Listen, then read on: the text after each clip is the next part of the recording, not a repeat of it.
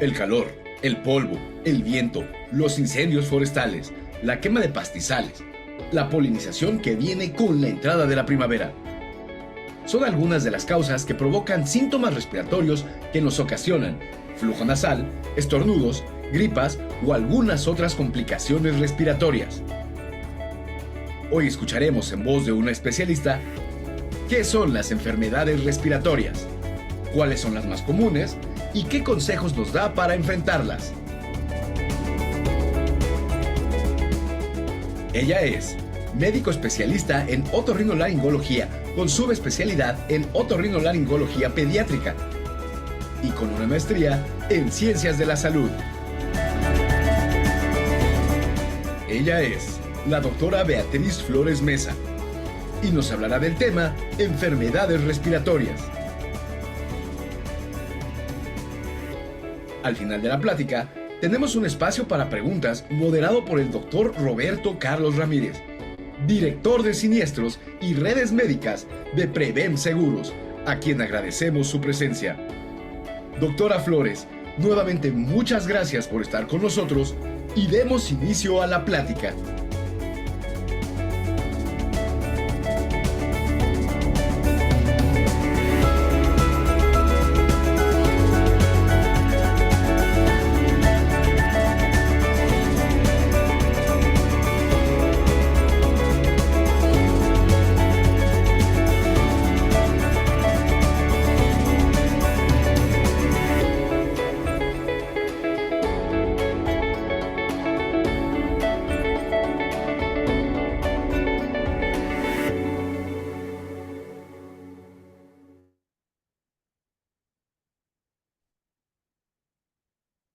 Doctora Flores, buenas noches, ¿qué tal? ¿Qué tal? Buenas noches. Doctora Flores, muchas gracias. Doctor Roberto Carlos Ramírez, buenas noches, ¿qué Buenas tal? noches, Jorge. Buenas noches, doctora Flores. Gracias Buenas por noches. acompañarnos esta noche y ayudarnos con este tema que es bastante interesante en estas fechas. Una Es disculpa, justo. Gracias. una disculpa por el pequeño fallo al arranque con la tecnología que no tiene palabra de honor.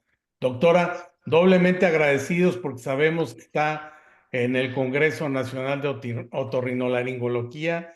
Muchas gracias por darnos este espacio, doctora. No, pues yo agradecida porque yo creo que el conocimiento es de las cosas más importantes que tenemos y es importante compartir.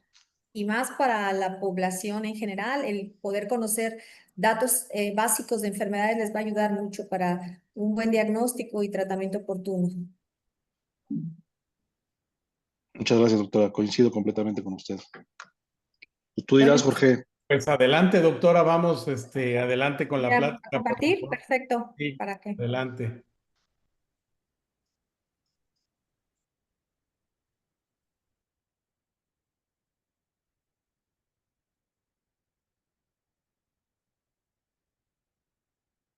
Bueno, pues Si iniciamos hoy quiere, con un... en los puntitos de arriba puede ponerle pantalla completa para que sea Sí, más fácil. permítame. Permítame, ay, algo pasó. Déjeme ver aquí. Perdón.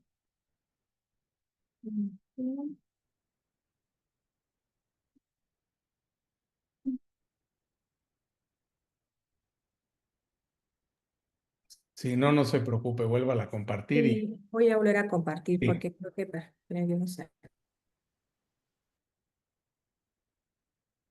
Listo.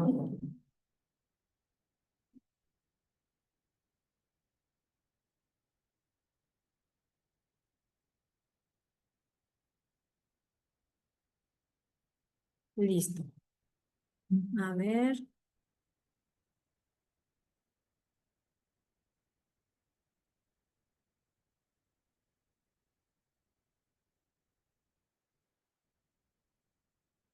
¿Sí se ve bien? Espero que se vea Está bien. perfecto. Ahí está Perfecto. perfecta. Muchas gracias. Bueno, pues nuevamente es un gusto estar con ustedes. Trataré de ser muy concisa, breve, y la charla es un poco larga, pero vamos a tratar los puntos básicos sobre las enfermedades respiratorias. Y bueno, empezamos por la rinitis alérgica. La rinitis alérgica es una de las presentaciones de esta época que se caracteriza por tener una presentación básica de pues síntomas nasales, obstrucción de la nariz, moco o lo que llamamos nosotros médicos rinorrea. Se presenta mucho en adolescentes, en niños, y es mediada por una respuesta de nuestro organismo de una defensa exagerada ante un alergeno que está en el ambiente. No es algo grave, pero sin embargo es muy incómodo. Entonces, se va a caracterizar por un trastorno con síntomas en la nariz, en la cual ésta se va a inflamar y va a estar mediada por unas células que se llaman IgE o es inmunoglobulinae, que va a producirse como una defensa, nuevamente repito, de nuestro cuerpo para evitar que eso pueda penetrar la nariz y de ahí a la garganta e incluso a los pulmones. Esto es por la exposición a los alergenos. Los alergenos son estas, digamos, sustancias, partículas que vamos a encontrar en el medio ambiente. Ahorita vamos a destacar cuáles son las más frecuentes. En México tenemos varios grupos de afectaciones, sobre todo los niños entre los 6 y 7 años, va a ser el 11% de la población, y ya un 15% en niños ya adolescentes. Sin embargo, se dice que la población que puede tener afectación a nivel internacional puede ser hasta un 30 o 40% en todo el mundo. O sea, es una entidad muy frecuente. ¿Quién la trata? Los primeros que la pueden tratar generalmente pueden ser los médicos generales o familiares. De ahí seguimos los especialistas en oído, nariz y garganta. Menos ya frecuente, ya casos más difíciles son los alergólogos, los pediatras y los neumólogos. ¿De qué se va a tratar? Cuando se expone nuestro cuerpo, en este caso principalmente la nariz, las mucosas de vías aéreas superiores, ante un elemento, en este caso los famosos antígenos, ¿qué va a hacer? Se van a desatar una serie de respuestas donde va a haber una producción de la IgE, la inmunoglobulina E, la cual va a provocar que haya mediadores. Estos mediadores van a hacer que nosotros produzcamos más moco y congestión en la mucosa. Si más nos exponemos, más va a ser esa producción de moco. Entonces, es una primera fase donde nos vamos a someter a una sensibilización, donde va a pasar esta exposición y después, en una segunda fase, ya al momento que nuestro cuerpo tiene esa memoria, va entonces a producir esa forma exagerada de moco, obstrucción, congestión y también puede haber comezón y estornudo. ¿Cómo la clasificamos? La clasificamos en 4 formas. Puede ser intermitente, persistente, leve y moderada o grave. ¿De qué va a ser esto? Dependiendo de los días o semanas en los cuales tengamos esta afectación. La característica principal es que vamos a ver pacientes con la nariz congestionada, con los ojitos rojos. Hay un signo de Denny Morgan, le llamamos esas ojeras típicas, ¿no? Y son por lo regular personas o niños que hacen ventilación con la boca abierta. Les cuesta mucho trabajo respirar con la nariz porque recordemos que es la primera que se va a inflamar. Entonces, esto es lo característico en los niños. Incluso esta carita que le llamamos una carita de respirador bucal, porque la nariz se congestiona. Aquí observamos también esas ojeritas y esa dificultad ventilatoria, por lo cual tienen que abrir la boca. Entonces, ¿qué va a pasar con la rinitis alérgica? El problema es que si esta no se controla, podemos llegar a tener más asociación con asma. Se dice que hasta el 40% de los pacientes con rinitis alérgica pueden llegar a desarrollar asma. Por eso es la importancia de ahí que destaquemos que la alergia se tiene que controlar. La alergia no la curamos, no es una enfermedad, es un desarrollo de una respuesta de nuestro organismo un poco exagerada o a veces muy exagerada. Entonces, ¿qué es lo que va a pasar junto con la alergia? Se va a presentar una conjuntivitis, lo que antes le llamaban la conjuntivitis de la primavera, que es una conjuntivitis alérgica y se asocia muy frecuentemente a la rinitis alérgica. Va a haber comezón, lagrimeo y enrojecimiento de los ojos, como aquí lo podemos ver.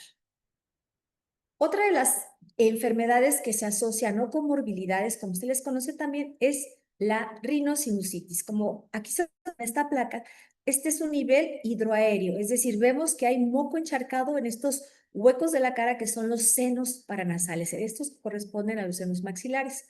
Y esto provoca mucha congestión, incluso dolor facial, mucho moco o descarga del mismo hacia la garganta. Otra de las entidades que podemos observar frecuentemente es la poliposis.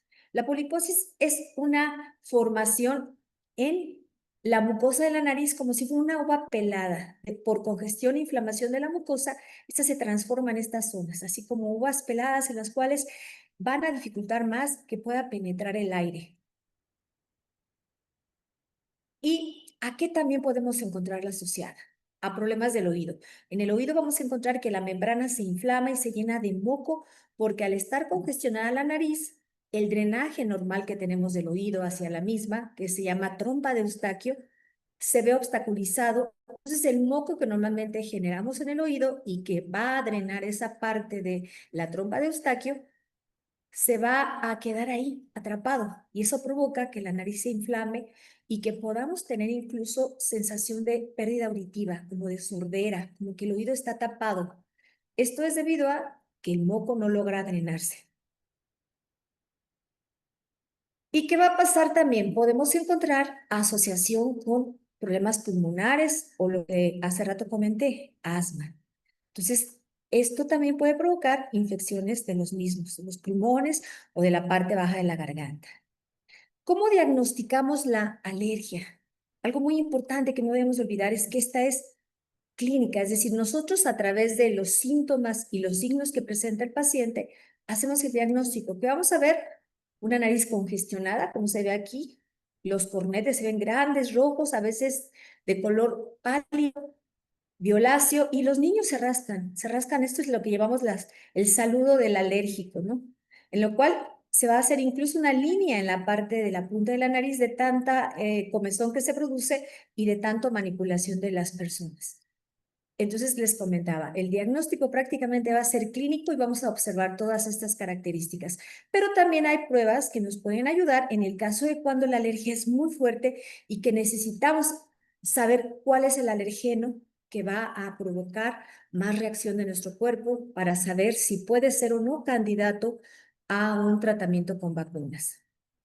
El diagnóstico, como les comenté, es por la presencia de la nariz tapada, moco o rinorrea, comezón, estornudo y otros síntomas como puede ser incluso el sangrado, comezón, prurito ocular o comezón, mucha inflamación, enrojecimiento. Y tenemos que diagnosticar si hay algunas otras entidades que puedan estarnos dando confusión, como pueden ser los pólipos, como pueden ser algunos medicamentos, incluso miren, la aspirina puede llegar a provocar estos síntomas como de alergia, una infección agregada, es decir, que no haya sido alergia, sino que haya sido una infección, una gripe.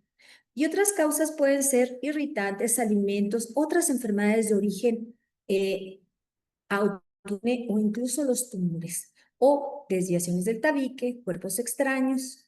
Todos pueden ser entidades importantes de descartar. ¿Cómo se trata la alergia? Primero que nada, corroborar cuáles son esos alergenos o esas sustancias externas, le llamamos más bien aeroalergenos porque se encuentran en el aire, que nos van a provocar esa respuesta. Bien, hay diferentes tratamientos. De estos tratamientos pueden haber antihistamínicos, los que ya todo el mundo conocemos, que incluso los pacientes se automedican en forma muy frecuente, que es la famosa loratadina. Podemos también aplicar colirios a los ojos, es decir, gotitas para aclararlos, o descongestionantes nasales. Y hay algunas otras medicinas o fármacos que también nos pueden ayudar, que son un poquito más recientes, como los que aquí se mencionan. Pero finalmente, lo que debemos de saber, la importancia es que no hay que automedicarnos, hay que acudir al médico y al tener estos síntomas es importante que utilicemos varias líneas. de tratamiento los médicos. Y dentro de estos, pues van a ser los que aquí menciono, algunos antihistamínicos de los viejos y de los nuevos, le llamamos primera y segunda generación, descongestionantes nasales, desinflamatorios que tienen cortisona, donde también esta es muy controlada por su médico y donde sabemos que el efecto solo va a ser en la nariz, le llamamos efecto tópico. No afecta a todo nuestro cuerpo, solo a la nariz, de tal manera que podemos tener la certeza y la seguridad que no va a haber efectos secundarios. Y además tenemos que hidratar a la misma.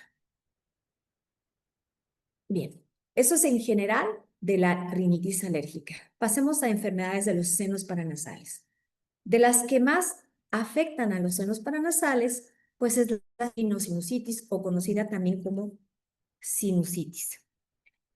La importancia es, primero que nada, que destaquemos que tenemos esos huecos en la cara, los famosos senos, porque nos van a ayudar a poder secretar moco. Los seres humanos ya adultos producimos cerca de 1 litro de moco al día y además nos van a dar resonancia a la voz.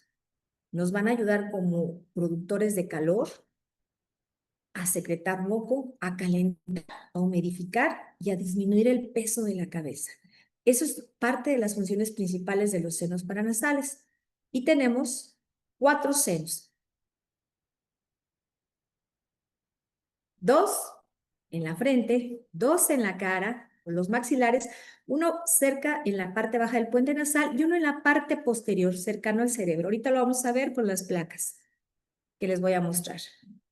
Entonces, ¿en qué va a consistir la sinusitis? Esta va a consistir en moco atrapado porque se inflamó la mucosa, la que produce ese moco, mucosa secretora, y entonces se inflama y se queda ahí encharcado. Esto es lo que pasa, esa es la famosa sinusitis y que prácticamente todos le hemos llegado a tener cuando hay algún evento infeccioso, agudo, viral, como puede ser un cuadro gripal. Entonces, ahí se queda el moco y si este se queda ahí encharcado o estancado, va a provocar que nos duele la cara, nos duele la cabeza, tengamos falta de sabor, falta de olor, tengamos esa voz así como congestionada.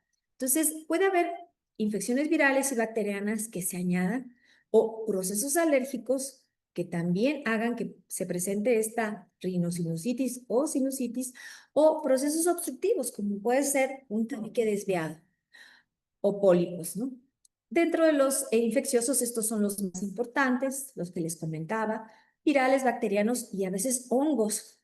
Llegan ahí a infectarse por hongos del ambiente, sobre todo las personas que tienen bajas las defensas. ¿Cuáles son factores de riesgo? Bueno, dentro de los más importantes o destacables son niños que acuden a la guardería, infecciones de vías aéreas superiores, es decir, de la garganta, de la nariz, y si no tenemos un cuidado adecuado o si no hay una buena alimentación, esto también puede ser un factor importante de riesgo. Estas otras enfermedades se asocian, como puede ser lo de hace rato que mencionábamos, la rinitis alérgica, las enfermedades de reflujo, el tener bajas las defensas, esos tumores benignos que parecen uvas peladas de la nariz, problemas de bronquitis, el crecimiento grande de las anginas o adenoides también, o cuerpos o tumores en la cara o en la garganta. También infecciones del oído. Clasificamos en forma de sinusitis aguda cuando dura menos de 30 días y cuando esta dura de 30 a 90 días, es decir, de 1 a 3 meses, es subaguda.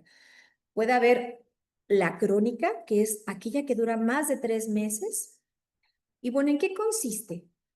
Si nosotros secretamos moco, ese moco tiene que salir por algún lado. Nos ayudan los cilios, que son pequeñas vellosidades que tenemos en la nariz, microscópicas, y hay un orificio de salida, pero si esto se tapa, eso se queda ahí, es como un embudo, se queda ahí atrapado y va a provocar que ese moco encharcado se llene de bacterias, virus o incluso hongos. Entonces, esta es la forma en cómo nosotros podemos entender esa enfermedad. Nosotros los médicos lo conocemos como fisiopatología, es decir, se bloquea el ostium, que es esta comunicación que hay, esos hoyitos, esos huequitos que hacen que el moco salga, porque siempre vamos a producir moco y ese moco tiene que salir. Pero si aquí se queda encharcado el ostium al obstaculizarse, al momento de que se quede esto aquí estancado, va a hacer que se retengan las secreciones, que se inflame toda esta parte, Principalmente son los senos maxilares, pero también puede ocurrir en los frontales, en estos que se llaman etmoidales o en la parte de atrás que son los esfenoidales. Entonces, al aumentar el intercambio gaseoso y esas secreciones espesas, van a hacer que esos cilios o esas microvellosidades se dejen de mover y nuevamente se retengan más las secreciones y se agreguen por ahí infecciones. Entonces, esa es la manera en cómo va a ocurrir. Se deja de mover esos microcilios, el moco se queda encharcado, provoca inflamación y es como entonces esa obstrucción mecánica provoca que se inflame el seno maxilar o el seno frontal o el etmoidal o incluso el esfenoidal. Bien, ¿cómo se hace el diagnóstico? Ese es un diagnóstico que casi todos lo hacemos. No necesitamos a veces ni siquiera ser médicos, ¿no? Empezamos con que decimos que la nariz se tapa, nos duele incluso la cabeza, la mejilla, nos agachamos y sentimos como una opresión en la cara. Hay pérdida, puede ser poquita o mucha del olfato, eso le llamamos anosmia o hiposmia, puede haber mal olor, puede haber dificultad para saborear la comida porque está afectada la nariz y si la nariz no huele, la comida no sabe. Entonces, ¿qué vamos a ver nosotros en las radiografías simples? Pues vamos a ver opacidades, moco que se queda aquí encharcado, porque sabemos que estos huecos tienen que tener aire. Esto es aire, la parte de externa es aire. Entonces, aquí se debe de ver aire. Este es el seno frontal, aquí quedan los senos etmoidales, el seno maxilar y en la parte posterior aquí tenemos el seno esfenoidal.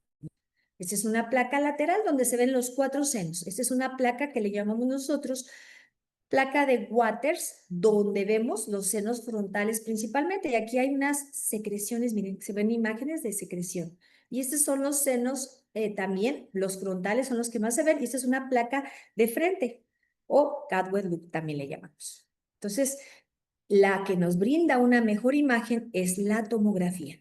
Como pueden ver aquí, bien, el tabique está desviado y los cornetes están muy gordos. Esa es una placa donde el paciente se acuesta y vemos esa proyección. Estos son los senos maxilares. Aquí se ve, es una proyección de frente y se ven los senos frontales y están libres. Y estos son los senos etmoidales, que parecen como panales de abeja. Y también se encuentran libres, son como celdillas. Este que ven aquí grande es el seno esfenoidal y queda muy pegadito aquí al cerebro. Esta es otra imagen que nos muestra los senos maxilares libres. Aquí lo que básicamente es mucho crecimiento de los cornetes y esto predispone a que las secreciones se queden ahí atrapadas. ¿Qué es lo que vamos a hacer? Habitualmente damos algunos antibióticos, desde los más simples a unos más complicados, y lo más importante es descongestionar y hacer lavados nasales y utilizar también desinflamatorios o esteroides tópicos, como los que les comentaba. De esta manera podemos hacer que se restablezca el movimiento de esos cilios o microvellosidades para que salga ese moco. Sin embargo, la sinusitis, lo más peligroso es que se pueda complicar. Y de un proceso infeccioso leve, miren, puede pasar esto, que se vaya al ojo y nos dé una celulitis o un absceso orbitario, o se vaya al cerebro y dé un absceso cerebral o una meningitis. Entonces, es muy importante tratarla, porque si puede haber factores que predispongan, como que bajen las defensas, podemos correr el riesgo de tener estos problemas tan importantes. Entonces, aquí les quiero mostrar, creo que, espero que se pueda, déjame ver, si no, es un video, nada más que no aparece, no sé por qué no aparezca, doctor Brenda, ¿qué crees que haya pasado aquí? Bueno, era una imagen interesante, déjenme ver si lo pongo por acá. Habíamos respaldado el video. Bueno, entonces quería enseñarles cómo es la sinusitis. Esta es una imagen, a ver si en un ratito más les puedo compartir el video, donde el niño estornuda y salen los moquitos y ustedes ven lo que es una rinosinusitis tremenda, donde decimos esto sí, hay que tratarlo inmediatamente, pero bueno, si da oportunidad lo vemos en un momento más. Y bueno, aterricemos con el asma. ¿Qué es el asma? Que todo el mundo le tememos al asma porque pensamos que es un sinónimo de no poder respirar y efectivamente es una enfermedad en la cual el paciente se va a quejar de tener silbidos y no poder meter aire. Y bueno, básicamente se va a caracterizar por ese silbido o sibilancia, esa dificultad o disnea, esa sensación de opresión en el pecho y tos. Muy incómodo. Y va a haber varios factores que la van a provocar. Esto es de lo último que hay o de convenciones que se han reunido para hablar sobre el asma. Entonces nos dicen que es una enfermedad inflamatoria crónica de las vías respiratorias, donde van a participar muchas células que van a mediar esa inflamación. Y eso se puede presentar por herencia, por factores genéticos o que nuestro organismo responde muy exagerado. Es parecido a como responde la nariz, pero esto lo va a hacer en la parte baja, es decir, a nivel de los pulmones. Y lo que va a provocar es que no podamos respirar, que se obstruya el flujo aéreo de una manera pequeña o muy grande, es decir, total o parcial. Y puede revertirse, esa es una de las ventajas porque los medicamentos nos pueden ayudar o en forma espontánea el paciente puede volver a recuperar esos bronquios que se abran y metan aire. Bien. Entonces sabemos que afecta a muchos países en todo el mundo. En México también tenemos esta entidad. Entonces tenemos casi 9 millones de pacientes que padecen este problema. ¿Qué es esto de los fenotipos del asma? ¿Qué significa? Bueno, van a ser grupos o poblaciones que pueden llegar a presentar esta facilidad para tener esta enfermedad. Sobre todo puede haber pacientes que tengan la alergia o no sean alérgicos, o sea, solamente en el adulto, o que sean obesos y que va a permitir una limitante de ese flujo aéreo. Entonces, hay otros factores de riesgo como es, por ejemplo, las personas que padecen diferentes alergias, tanto a alimentos como la rinitis, o que están muy obesos, o que tuvieron problemas de nacer antes de tiempo o tuvieron lactancia, pero no de su madre, sino lactancia con leche maternizada, leche de vaca. El tabaco de la mamá también puede ser otro factor. Y es muy similar a la alergia. Es una respuesta ante un agresor externo y entonces se desencadenan esas células inflamatorias que se pegan a las células de los bronquios y van a producir moco. Un moco que va a obstruir. ¿Cómo lo diagnosticamos? Bueno, los síntomas es porque el paciente tiene limitaciones para meter aire. El flujo expiratorio le cuesta, es decir, para sacarlo y meterlo, pero principalmente en el momento que lo va a sacar, se le dificulta en forma importante. Entonces, ¿qué es lo que van a presentar? Va a presentar dificultad para meter el aire, silbidos o sibilancias, sensación de que el pecho está oprimido y tos, una tos seca bastante incómoda. Esos son los principales factores que va a presentar el paciente que tiene un ataque de asma. Entonces, ¿qué tenemos que hacer con el asma? Básicamente, tenemos que evitar los factores desencadenantes, como cuáles.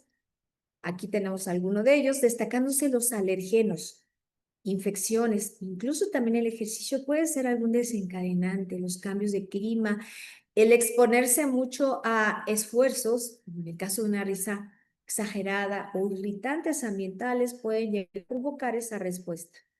¿Cómo hacemos el diagnóstico? Bueno, esto se establece, primero que nada, viendo la respuesta del paciente con todos estos síntomas ya mencionados y además se puede documentar con una prueba que se hace con algo que se llama espirometría para ver cuánto flujo de aire puede meter. Y, lógicamente, pues a la exploración física, los antecedentes que pueda tener, que habitualmente llegan a ser hereditarios. ¿Qué tratamientos hay para estas situaciones, para el asma? Pues hay medicamentos que los controlan, otros que los rescatan cuando tienen el proceso agudo y hay una terapia suplementaria. Entonces, dentro de los fármacos que pueden ser de importancia para rescatar cuando hay un proceso agudo, son el salbutamol y algunos otros que tienen desinflamatorios. Y sabemos que eso va a hacer que en ese instante los bronquios se desbloqueen y permitan la salida de ese moco atrapado. Hay otros fármacos que van a ser de larga duración o de acción prolongada, como es el formoterol y el salmeterol, y evitan que los pacientes tengan recurrencias, es decir, que vuelvan a tener otros episodios cercanos. Pero ¿qué es lo más importante del asma? Es la prevención. Sabemos que vivir en una ciudad como la de México o en ciudades muy contaminadas, incluso León, ahora que estuve aquí, digo, es un caos también vial, hay mucha contaminación. Todos estos fenómenos que estamos viviendo de los cambios ambientales, del cambio climático, claro que nos va a favorecer que se presenten estos ataques agudos. Recordemos que ha habido más de 150 incendios en toda la República Mexicana y entonces el hecho de respirar humos también son factores de riesgo.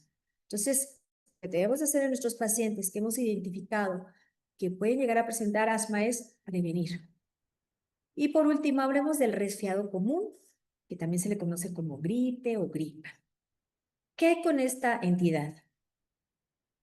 Pues va a ser una infección de origen viral en la mayoría de las veces y que se va a autolimitar y se caracteriza porque va a estar localizada en el aparato respiratorio superior, es decir, en la nariz, garganta.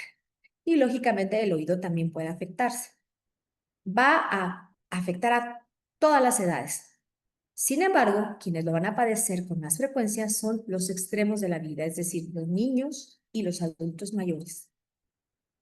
En nuestro país tenemos varios problemas para que esto se llegue a presentar fácilmente. Recordemos que hemos tenido infecciones recurrentes por precisamente estos de clima. De repente hay calor y luego hace frío y luego llueve. Entonces, esto favorece la presencia de los famosos virus, en este caso el rinovirus, el famoso rinovirus, el coronavirus que ahora conocemos hasta en nuestros sueños, es una entidad que siempre ha existido.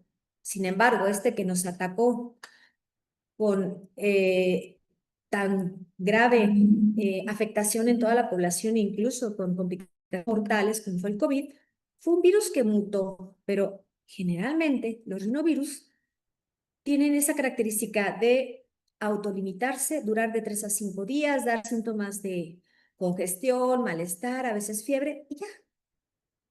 Se termina la infección y ya nos curamos. Pero, ¿qué pasa con estos resfriados? Algunos llegan a tener algunas complicaciones, pero lo que sabemos de ellos es que son causados por estos famosos rinovirus, que el nombre proviene del griego rin, que significa nariz. ¿Por qué? Porque están prácticamente contenidos en la nariz.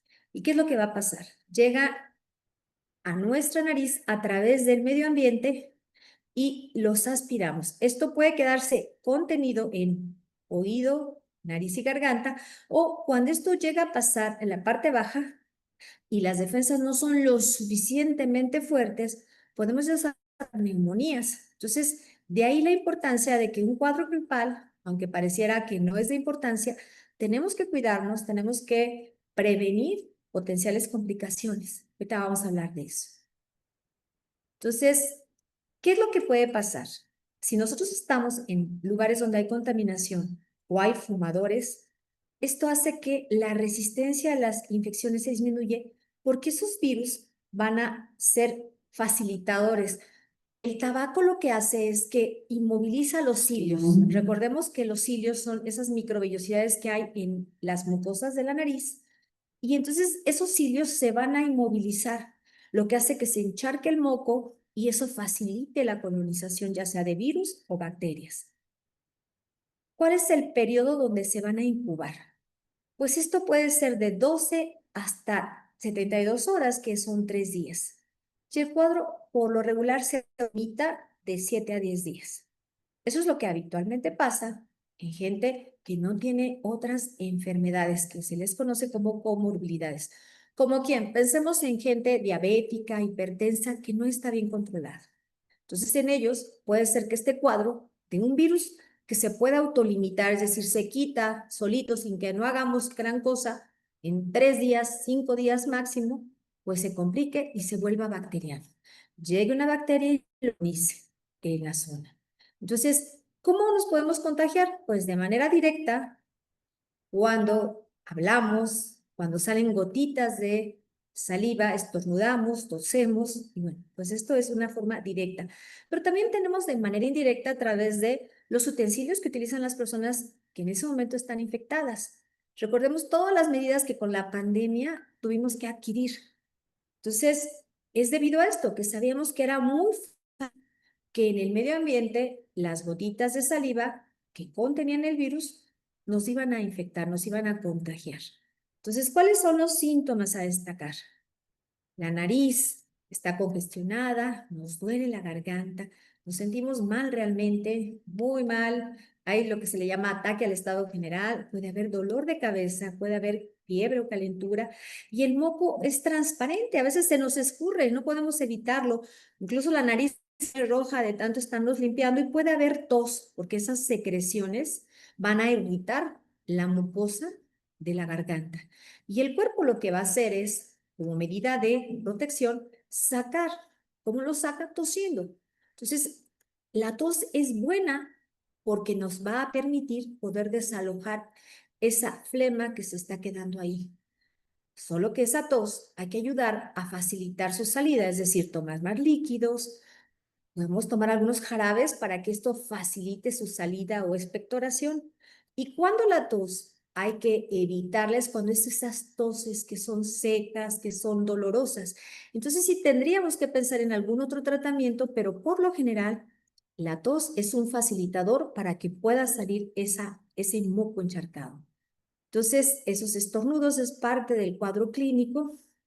¿Y cuáles serían las complicaciones? Lo más en la gente que baja las defensas, sobre todo en los niños, lo que les decía, los adultos mayores, puede ser que esa infección se vaya a los bronquios o a los oídos y nos dé una neumonía o también nos pueda dar una sinusitis. Entonces, ¿qué es lo que debemos de hacer? Cuando decimos ya no es una gripa o gripe común, ya no es un catarro simple, ¿qué tenemos que hacer? ¿En qué momento le tenemos que ir con el médico? Primero, actos de dificultad respiratoria. Esos silbidos nos están avisando que algo no es normal, que no podamos meter el aire, que los alimentos tampoco podamos comer ni tomar líquidos. Entonces, eso sí nos está hablando de que hay algo que ya no es normal. Y cuando tosemos, sacamos flemas en forma exagerada. Incluso tenemos dolor en el pecho, en el estómago. Ya hay también otalgia o dolor de oído. Y sentimos como en el cuello hay unas bolitas que se inflaman. Son los famosos ganglios que todos tenemos y que son muy buenos que se nos inflamen porque significa que están produciendo defensas. Pero si esos ganglios crecen demasiado, ya nos están avisando, no son monitores, son nuestros centinelas, que algo está pasando, que ya no es normal. Entonces, si esos síntomas, en vez de irse a la mejoría al tercero, al quinto día, se empeoran, después del séptimo hasta 10 días, o hay fiebre, o hay moco verdoso, ojo, ya no fue un simple cuadro gripal. Es cuando ya debemos de pensar en un tratamiento. ¿Cuáles son los tratamientos más frecuentes para los cuadros gripales? Son los analgésicos, los antipiréticos son aquellos que nos bajan la fiebre. Los antihistamínicos, los que reducen la histamina. La histamina es la sustancia que ese moco, esa inflamación. Los expectorantes que nos puedan ayudar a facilitar la salida de las secreciones y los antitusivos que se dan solo en el caso que la tos sea una tos seca o muy incómoda para el paciente. Podemos también irrigar la nariz. Hay diferentes soluciones salinas o soluciones hipertónicas o soluciones de mar, de agua de mar, que ayudan a que podamos sacar ese moco. Lo que es recomendable es evitar el uso de la aspirina o el ácido acetilsalicílico, porque se ha visto que pueden llegar a desarrollar reacciones también tipo alérgicas. Entonces hay que evitarlo porque sí puede ser peligroso. ¿Qué tenemos que hacer? Descansar, beber mucha agua. ¿Cuánto es lo recomendable? En el adulto, por lo menos 8 vasos de agua. Muchos cítricos, No compartamos nuestros utensilios y tenemos que desinfectar el ambiente, así como le hacíamos en la pandemia. Por un cuadro gripal nos ha enseñado la pandemia que tenemos que ser cautelosos. Cuando estornudemos, el famoso estornudo elegante, poner el codo, utilizar cubrebocas, si vamos a utilizar transporte público igual, protegernos y proteger a la gente. ¿Por qué? Porque no hay nada como prevenir. Lavarnos las manos, usar toallas de papel para que no sean focos infecciosos y tirarlos. Usar también desinfectantes de manos. ¿Y cómo podemos hacer que nuestro sistema de defensa o sistema inmunitario mejore? Primero, no fumar. O si estamos cercanos a personas que fuman, evitar esa cercanía porque eso es tabaquismo finalmente, aunque es pasivo, pero no le estamos fumando también. Lo más importante, recuerden, no debemos usar antibióticos o automedicarnos, porque eso es como matar, le decíamos a muchos pacientes, es matar una hormiga a balazos. ¿Por qué? Porque si sabemos que se puede autolimitar, si no tiene condiciones como las que mencioné, no es necesario que utilicemos un antibiótico que lo que vamos a hacer es que ese antibiótico no nada más se llevaría a las bacterias malas, si es que las hubiera, se lleva también a las bacterias buenas. Y estamos quitando la oportunidad a que nuestro cuerpo se pueda defender por sí solo y también estamos dando otro tipo de defensas con microbiota. Entonces, ¿qué debemos de hacer? Reitero, tomar muchos líquidos. En el caso de los niños, hay que seguirles dando, si es lactancia materna, darles a los bebés cuando los cuadros gripales se presenten. Hay que tener reposo, descansar, muchos cítricos, pro y prebióticos. ¿Qué es lo que hacen? Estos microorganismos contenidos en algunos alimentos, como los que aquí les muestro, y algunos medicamentos, lo que van a hacer es mejorar la microbiota. Antes esto se le daba el nombre de flora bacteriana. Ahora se llama microbiota, más elegante. ¿Y qué es lo que hace? Lo que hace esa microbiota es mejorar nuestro sistema de defensa. Entonces, no nada más mejora los organismos que colonizan o que están ahí viviendo en el estómago y en los intestinos, sino también estimula nuestro sistema de defensa. Entonces, lo último que ha habido en los 5 años, un poquito antes de la pandemia y desde la pandemia, se ha visto que los pre y probióticos son muy buenos y que mejoran tanto nuestro sistema inmunitario o de defensa. Aquí les muestro algunas presentaciones, pero básicamente recuerden, aparte de esto, una buena alimentación balanceada y cuidarnos. Eso es lo que va a pasar. Y ya cuando vemos que un resfriado no se autolimita, que no mejora, es cuando tenemos entonces que acudir con nuestro médico tratante. Pues muchas gracias por su atención y espero que les haya sido de utilidad esta breve presentación y pues estamos abiertos a sus preguntas. Doctora Beatriz, muchas gracias. Creo que todos los temas fueron tocados de una manera muy clara, aterrizada sobre todo a todas las personas. Ahorita en el trayecto de las preguntas voy a destacar un punto que me gustó muchísimo que hiciera, que era el uso de los antibióticos de manera indiscriminada y sin una prescripción médica, ¿no? Que eso es tan común como que las personas hoy, ya por el simple hecho de tener salida de moco, ya se autorrecetan un antibiótico, ¿no? Pensando que eso va a dirimir síntomas y a quitar las infecciones, ¿no? Eh, Me gustaría empezar un poco haciendo un poco de contexto con el tema asegurador, en donde me gustaría decirles a todos nuestros escuchas en esta sesión que, bueno, la realidad de hoy es que estos padecimientos pueden empezar siempre haciendo gastos médicos menores, ¿no? En donde probablemente todo empiece por un resfriado, en donde probablemente alguna cronicidad de estos resfriados puedan llegar a ser una rinitis o puedan llegar a ser otro de los padecimientos que habló, y que estos gastos pueden sumarse, hablando cuantitativamente en dinero, para poder generar un siniestro y que puedan utilizar su póliza de gastos médicos mayores, ¿no? Esto creo que es importante comentarlo porque muchas de las personas al ver que es un resfriado común, pues gastarán, no sé, voy a dar un número, ¿no? 500 pesos en el tratamiento que puedan darles. más la consulta, probablemente un estudio. Y esos gastos dicen, bueno, pues no, no rebaso mi deducible, lo dejaré ahí. Pues yo diría no. O sea, si lo quieren dejar y meter a la declaración fiscal, está bien, pero también pueden ustedes abrir un siniestro y de ahí, esperando que no se complique a nada, pues puede servirles para poder tener cumplir un deducible y poder ya que el seguro pague el resto de los gastos, ¿no? Eh, Me gustaría también comentar algunos procedimientos quirúrgicos de estos padecimientos que usted mencionaba, a donde llegan, pues claramente también estarían cubiertos por un seguro de gasto médico mayor, ¿no? Y bueno, recordándoles también que algunos de estos pudieran tener un requerimiento que nosotros le llamamos una segunda valoración o segunda opinión médica. ¿Por qué? Porque es muy común que en esos padecimientos luego llegan los asegurados a entender que su padecimiento no es algo crónico, ¿no? Muchas veces dicen, oye, es que me dio un balonazo en la cara y ese balonazo me está generando toda la problemática y la sintomática y me van a operar, ¿no? Pero pues no, a lo mejor es una rinitis o a lo mejor es un problema crónico que no tiene nada que ver a lo mejor con ese pequeño balonazo que te dieron, ¿no? Entonces no es un accidente, probablemente es una enfermedad. Tiene mucha relevancia esto en seguros.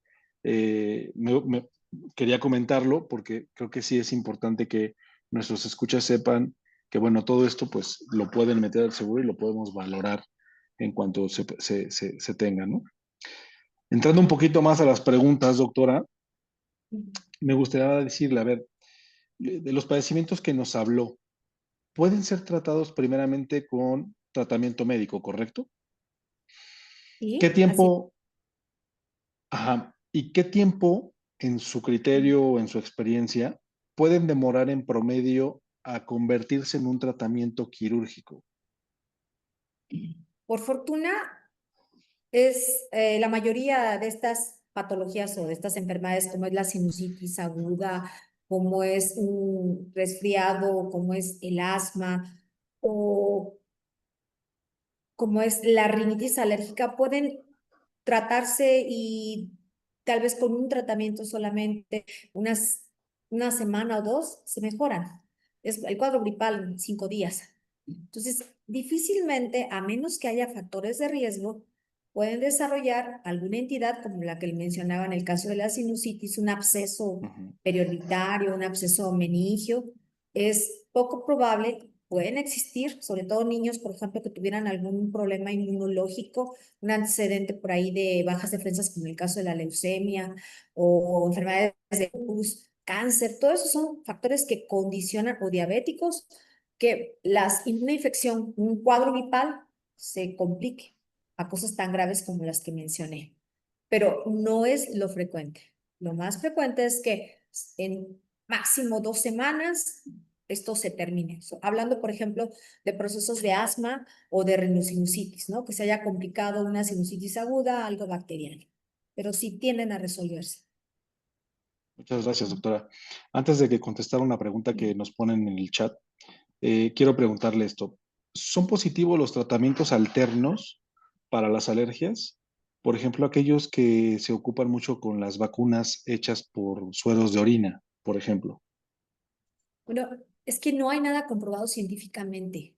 O sea, hasta ahora lo que hay en la literatura, que es la medicina basada en evidencias, que ya es lo que rige, por fortuna, a nuestros científicos, es que no se ha demostrado, se han hecho muchos estudios y esto queda como realmente algo anecdótico o un tratamiento que ha sido visto por pacientes como algo somático, es decir, yo creo tanto, puede ser un placebo que funcione, pero realmente no hay algo científicamente probado que nos diga que la orina, la terapia por orina, llegue a tener mejoría.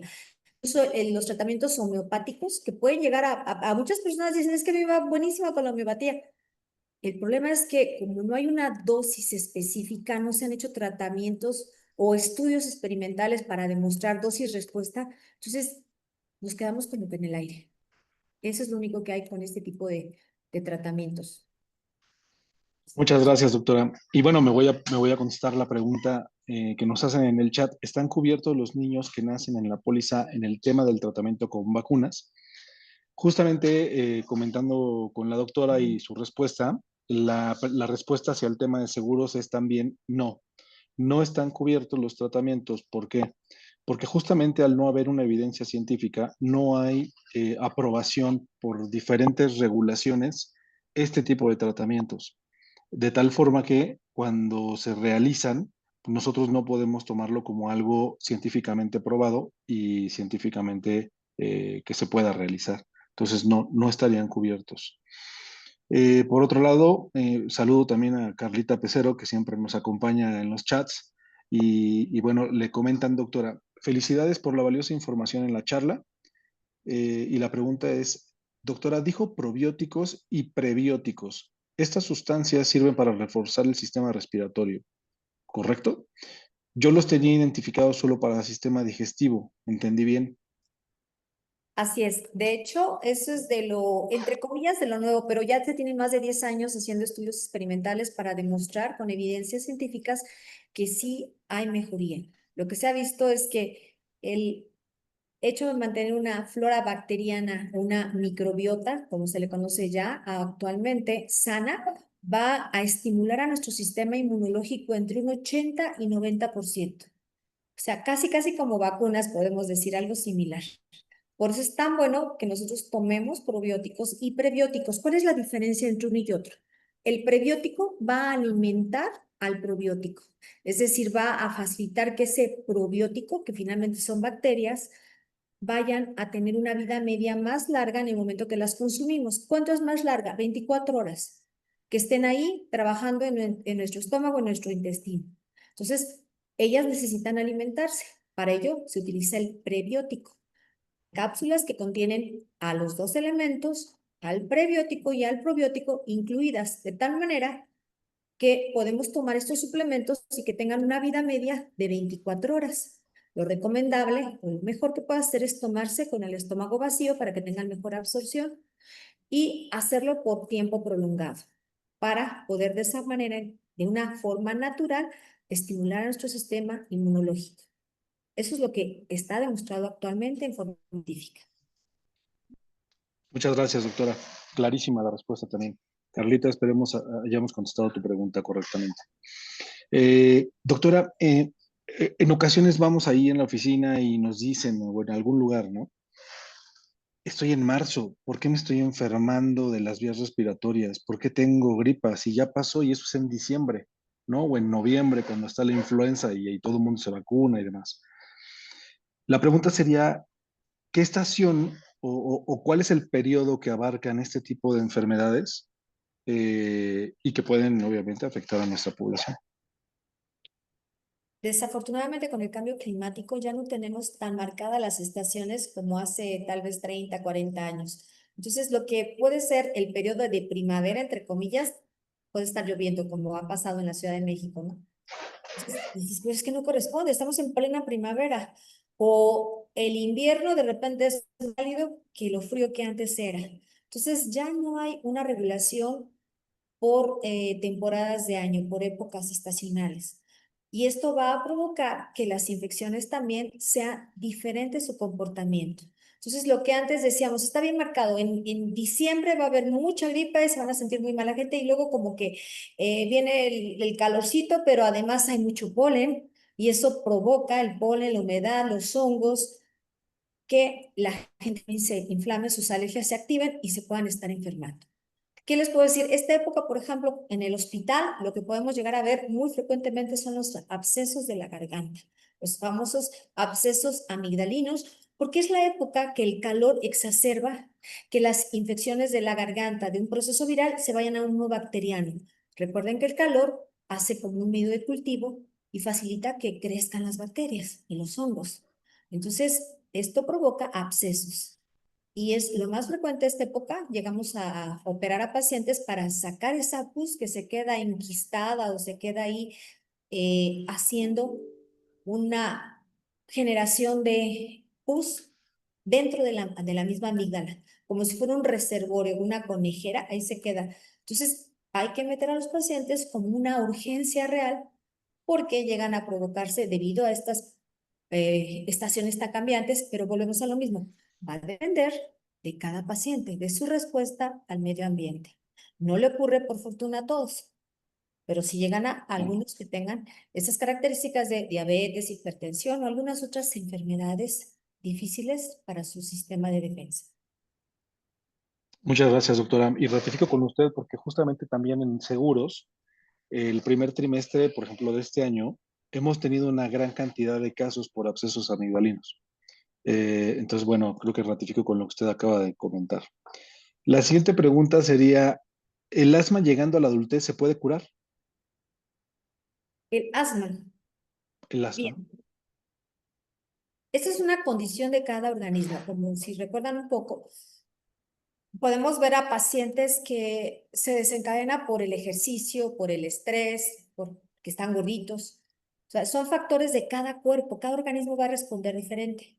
Lo que se ha visto es que llegando a la madurez, es decir, niños que empezaron cuando su sistema inmune era todavía inmaduro, que es antes de los 5 años, llegando a la adolescencia, puede ser que ya no vuelvan a tener un cuadro agudo, pero siempre va a estar ahí como una potencial enfermedad que se pueda desencadenar. Por eso les decía, es muy importante el prevenirla, pero curarse no se cura, es una forma de cada organismo de responder ante diversos estímulos. Entonces, pueden llegar a ya no presentar ataques agudos. Es como la alergia. Lo que les digo es que no es que estemos enfermos, simplemente nuestro sistema inmunológico es diferente su respuesta y lo que tenemos que aprender es a prevenir, a evitar que esa respuesta exagerada se desencadene para que no tengamos los síntomas y los signos. Entonces, eso es lo que va a hacer, tratar que el sistema inmune tenga mejor equilibrio, pero eso ya es parte de nuestro cuerpo, de nuestra respuesta. Es como quien me dice, oiga, es que se me va a curar la alergia que tengo al pescado. Pues no, o sea, ¿cómo la curamos? Pues no comiendo pescado. O sea, esa es la realidad. O cómo poniéndonos vacunas para poder comer el pescado, ¿no? Vacunas que se hacen específicamente para que nuestro cuerpo vaya identificando ese pescado poco a poquito, vacunas que pueden durar 2, 3 años. Y entonces, esa es una forma. Sin embargo, eso ya es parte de una respuesta que nuestro organismo ha tenido. Entonces, no la vamos a quitar, la podemos ir modificando o disminuyendo su respuesta, pero ya es algo inherente, es algo que le pertenece a nuestro cuerpo y es la manera de reaccionar. Muy bien. Doctora, si me permite, son 3 preguntas rápidas más. Sí. Sé que se tiene que ir ya a la cena Ah, del... no, no hay problema, sí, estamos en buen tiempo. Hablando un poco de vacunas de influenza y COVID, en este tipo de pacientes de los que usted acaba de hablar, que tienen un problema, un problema inmunológico, ¿qué tanto, cada cuánto se deberían de vacunar ellos? Y si es viable también que se estén vacunando contra estos virus, ¿no? Más que, yo creo que COVID, pensemos en lo típico que es las vacunas de la influenza, las vacunas anuales. ¿Qué es lo que hacen? Buscan la cepa que, según los científicos, vieron que se iba a estar más frecuentemente expuesto el paciente, los pacientes se van a exponer más a ese virus que está en el ambiente. Entonces, lo que hacen es cada año se va modificando de acuerdo a las cepas que hayan encontrado, que cultivaron de los pacientes que presentaron en el año anterior. Entonces, por eso es que la vacuna se hace anual, porque se va modificando. Se hace una vez al año y va a durar precisamente para prevenir. Pero volvamos, ¿qué es lo que hace la vacuna? La vacuna es una forma de prevención, pero lo mejor que hay es una buena alimentación, hacer ejercicio, tener una vida sana, un buen estado emocional. Eso es lo mejor. No va a sustituir ninguna vacuna, ¿eh? De verdad es algo que tenemos que estar bien conscientes. ¿Qué pasa con la vacuna del COVID? Seamos realistas, doctor. Y la gente que estamos en el ambiente médico, sabemos que para que una vacuna tenga la certeza de que funciona, pueden pasar hasta 10 años. ¿Qué pasó con el COVID? Lo que hicieron fue acelerar, pero sabemos que las vacunas sí pueden tener efectos secundarios y que finalmente esta vacuna del COVID todavía está en investigación y que van a tardar todavía más años para que tengamos la certeza que no tenga efectos secundarios malos, ¿no? Entonces, o evitarlos, la gran mayoría, lo más que se puede evitar esos efectos secundarios. Sin embargo, todavía estamos en fase de experimentación, esa es la realidad. Entonces, si podemos nosotros, de manera natural, mejorar nuestro sistema inmune, hagámoslo. A menos que tengamos factores de riesgo, como son personas diabéticas de tercera edad o que tengan algún problema, como los que mencionaba, lupus, alguna alteración inmunológica y que sean candidatos buenos, entonces sí, hay que vacunarse. Pero si no lo tienen, podemos todavía, con las medidas de prevención que se mencionaron, tener una muy buena respuesta de su cuerpo. Eso es lo recomendable. Ujú. Muchas gracias, doctora. Ahora, bueno, ya ve que está el tema del brote este con la tosferina. ¿Cómo podríamos prevenir también algún contagio sobre este padecimiento? Primero que nada, el esquema de vacunación que todos deberían de haber hecho ya, ¿no? Y cuando fuimos niños, todos lo cumplimos. Quien no se hizo así, vayan y vacúnense, porque volvemos a tener estos cuadros infecciosos virales tremendos que vuelven a tener picos y que ponen en peligro la vida, sobre todo la de los niños. Si no tienen su esquema completo, que los complete. Pero volvemos a lo mismo. ¿Qué es lo mejor, doctor Ramírez? Prevención. La mejor medicina que hay hasta ahora es la preventiva, no la resolutiva. Así Entonces, si es. nosotros podemos prevenir con lo que ya se mencionó, ¿cómo? Comiendo bien, vuelvo a lo mismo, va a parecer repetidora, pero de verdad es la base, es comer bien, llevar una vida sana, hacer ejercicio, manejar emocionalmente todos los problemas que tengamos lo más equilibrados en emociones. Vamos a hacer que nuestro sistema inmune no libere cortisol, adrenalina, no estemos todos inflamados, porque eso es lo que va a producir la liberación de estas sustancias. Nos inflamamos por dentro. Cualquier inflamación, ya lo vimos lo que pasa con la nariz, se coloniza de bacterias, virus, hongos. Y eso pasa en todo nuestro cuerpo. Se inflama el intestino, nos da colitis, nos da gastritis, la tiroides se inflama, nos da tiroiditis, se nos inflaman los oídos, nos da sinusitis, artritis, todas las citis debido a que la inflamación generalizada por nosotros, generar estados de estrés constante, las sustancias inflamatorias, el cortisol, la adrenalina, la noradrenalina va a hacer que nuestros vasos sanguíneos se cierren, disminuya la corriente de oxígeno y de nutrientes y nos inflamemos. Entonces, así como que parece en forma algo que es un poco complicado, trato de hacérselo lo más sencillo, pero esa es la respuesta inflamatoria que desencadena cualquier enfermedad. Cada organismo va a responder en manera diferente. Hay quien desarrolla gastritis, reflujo, colitis, y entonces, o diabetes, o hipertensión. Entonces, si Ah, podemos prevenir con las medidas básicas, con eso van a resolver. Y lo demás ya buenísimo. sería lo que es la medicina de rescate, ¿no? Pero si podemos hacer medicina preventiva, podemos evitar la medicina resolutiva. Doctora, para cerrar y justo con lo que estaba diciendo de la prevención, hablando justamente de su especialidad como otorrinolaringólogo, ¿cada cuánto nos tendríamos que ir a hacer un chequeo, una consulta de Al año prevención? mínimo. Si somos Una al año. personas saludables, es decir, no tenemos una enfermedad, una vez al año sí hay que hacernos un reconocimiento general. Es decir, exámenes de laboratorio, a veces radiografías en el caso de las mujeres, la mastografía, los estudios ginecológicos, ¿sí? La densitometría en personas de la tercera edad. En el caso de los hombres, la determinación de antígeno prostático, ¿sí? Un electrocardiograma, una tele de tórax para ver cómo están nuestros pulmones, nuestro corazón. Eso de forma preventiva, una vez al año. Si ya padecemos alguna enfermedad como diabetes, hipertensión o alguna otra enfermedad crónica degenerativa, como artritis, como hipotiroidismo, hipertiroidismo. Entonces, ¿qué hay que hacer? Por lo menos 2 o 3 veces al año, de acuerdo a lo que su médico tratante les aconseje. Muy bien. Doctora, pues hay más preguntas, pero lo vamos a cortar aquí. Le Bien. agradezco mucho, creo que fue muy clara toda la explicación. Fue una charla bastante agradable y aterrizada para nuestros escuchas. Y Jorge, pues te cedo la voz. No, muchas gracias, Roberto. Gracias, doctora. Increíble la plática. De hecho, justo yo iba a entrar para decir, le faltó la colitis. Todas las cities, todas efectivamente.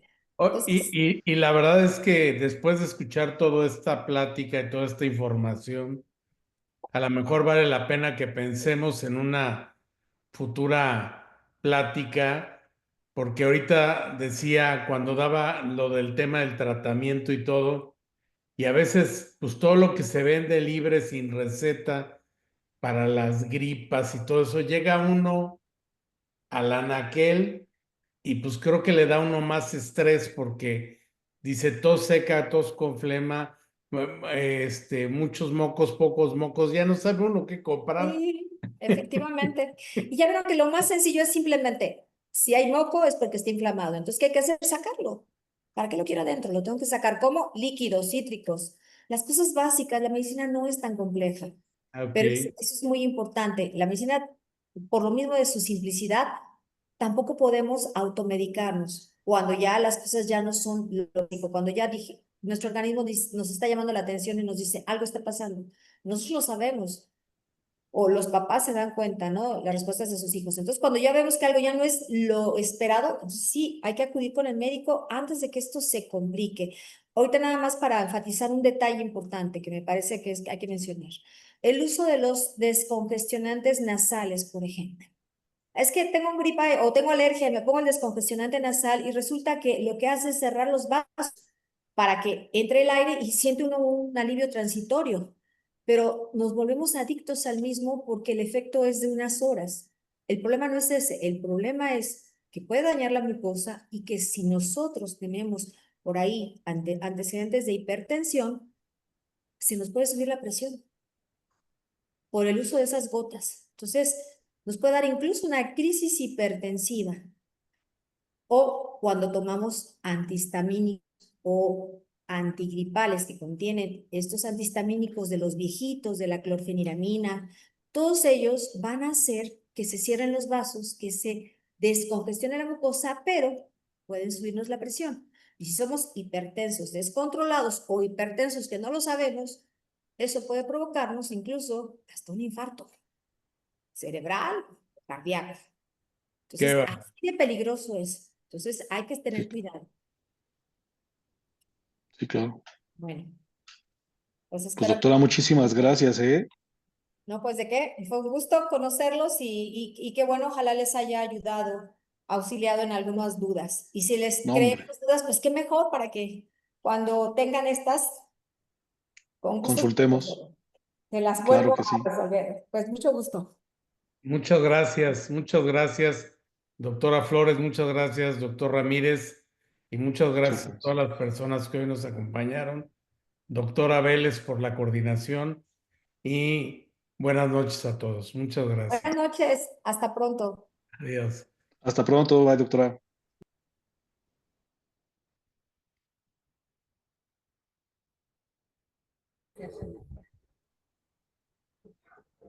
El chat médico Preden se realiza el último miércoles de cada mes, de enero a noviembre, con temas de interés para el público que apoyan al cuidado de tu salud. Síguenos en redes sociales y te esperamos en la próxima edición del Chat Médico Prevenido.